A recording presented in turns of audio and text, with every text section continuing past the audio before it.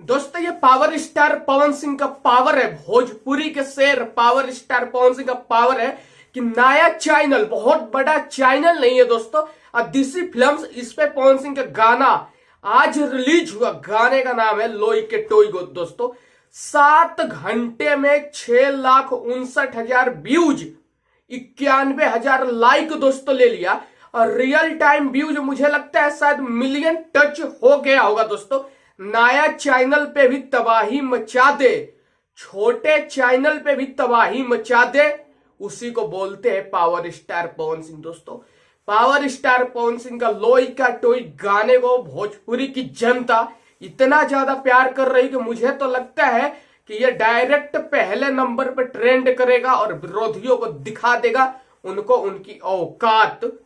दोस्तों मुझे तो लगता है कि श्वेता महारा का हाथ का पूड़ी पवन सिंह खा के ही मानेंगे। पवन सिंह ने पूरा मूड बना रखा है कि श्वेता महारा के हाथ का पूड़ी खाना है।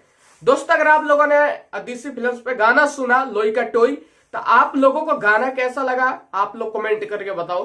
दोस्तों मुझे तो पवन सिंह का स्कूटर वाला स्टाइल और गले में टाई बच्चों की तरह क्या कमाल का पवन सिंह का लुक था। विरोधी के तो ऐसी तैसी हो जाएगी इस गाने से। दोस्तों पवन सिंह का फैन हो, मेरी वीडियो अच्छी लगती है तो लाल वाले बटन को दबा के चैनल को सब्सक्राइब कर दो।